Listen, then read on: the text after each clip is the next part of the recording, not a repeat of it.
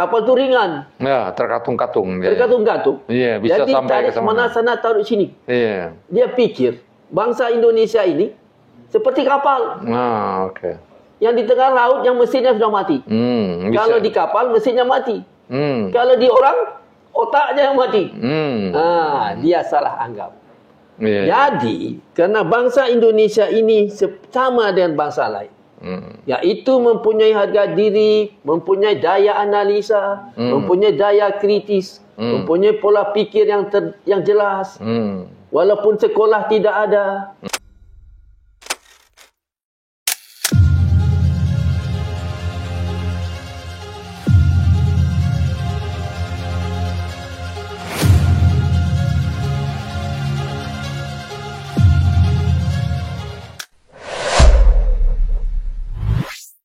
Assalamualaikum warahmatullahi wabarakatuh. Jumpa lagi dengan saya Al-Mizanul Ulfa, biasa dipanggil Kang Mizan.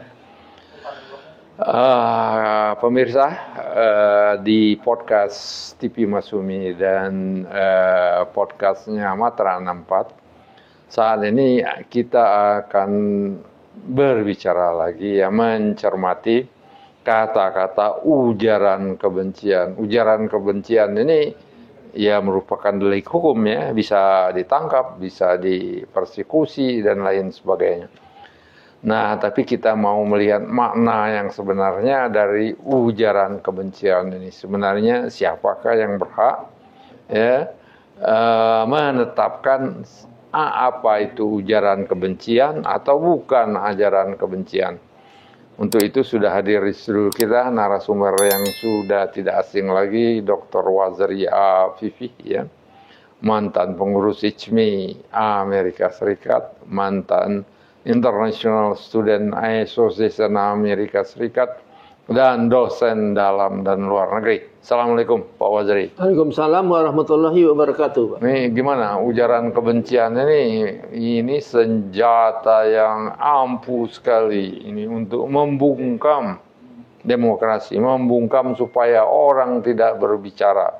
Kalau orang sebenarnya berbicara biasa-biasa aja, dapat dikatakan itu ujaran kebencian. Nah, ini memposisikannya gimana, Pak? Oh iya, ini Pak, ini betul.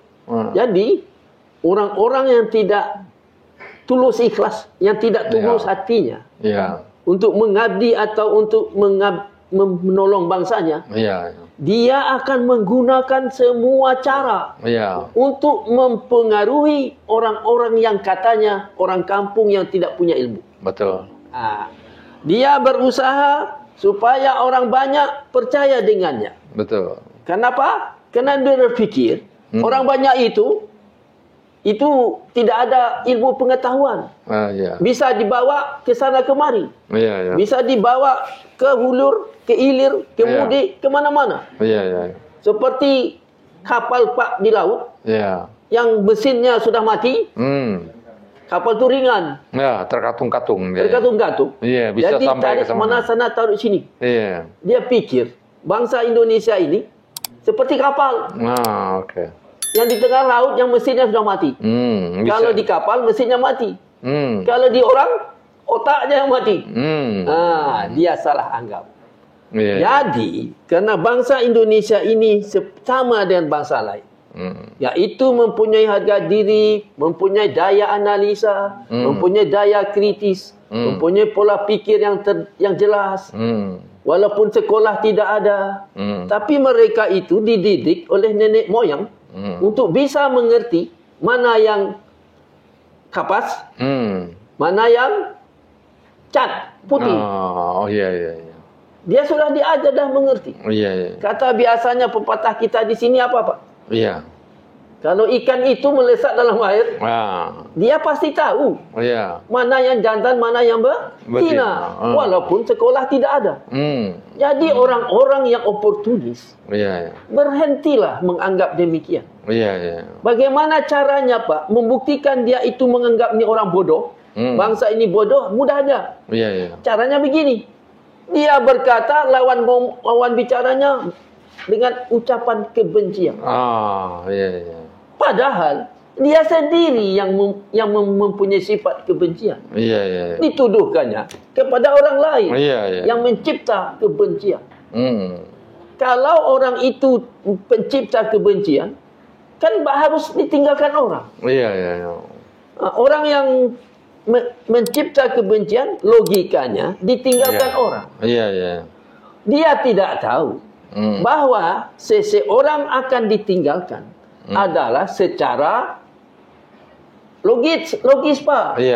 Atau secara otomatis, atau secara spontan. Rakyat akan meninggalkannya. Tidak perlu dikasih tahu.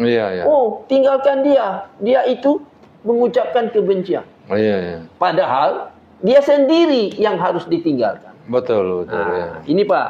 Jadi sekarang orang yang jahat berkata seperti yang mengatakan bencian orang yang baik. Betul. Kalau seandainya orang itu baik, mengatakan jangan ikut kata kebencian, jangan menciptakan kata bencian, logis.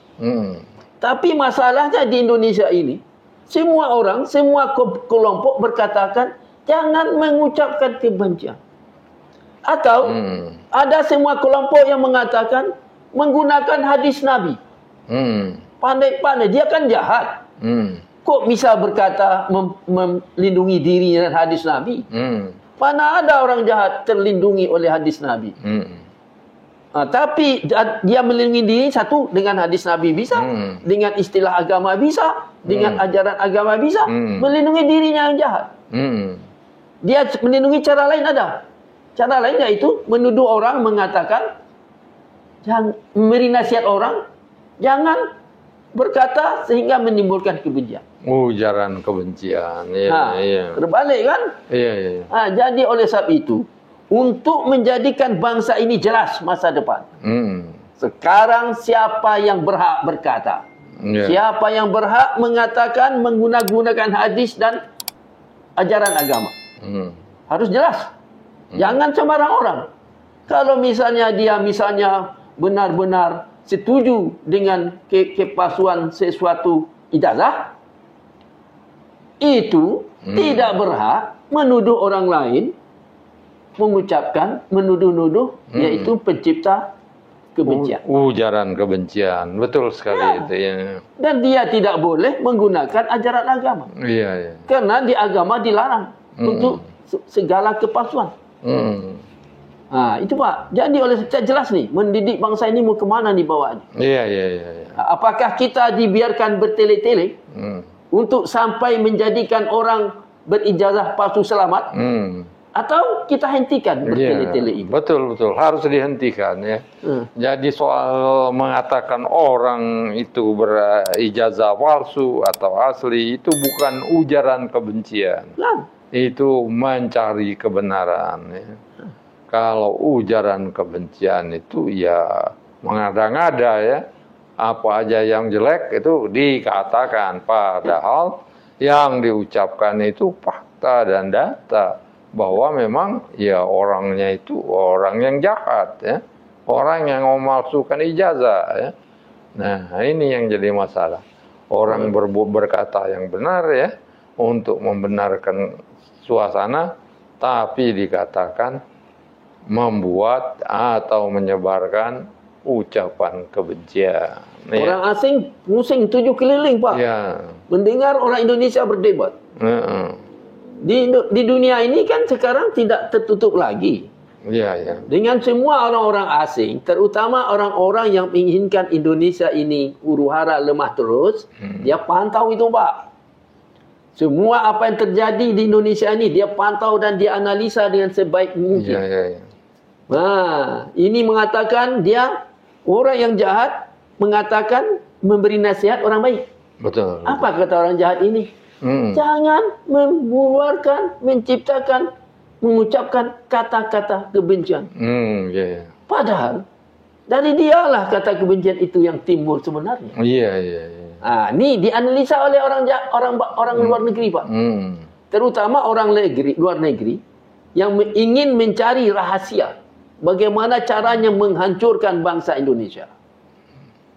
Itu Jadi dengan caranya orang Indonesia yang berdebat, yang tidak paham siapa yang berhak mengucapkan kata kebencian itu, nah, disitulah dia akan menggunakan senjata-senjata yang bisa menghancurkan Indonesia tanpa bom atom. Betul sekali itu, Pak. Berbahaya sekali itu.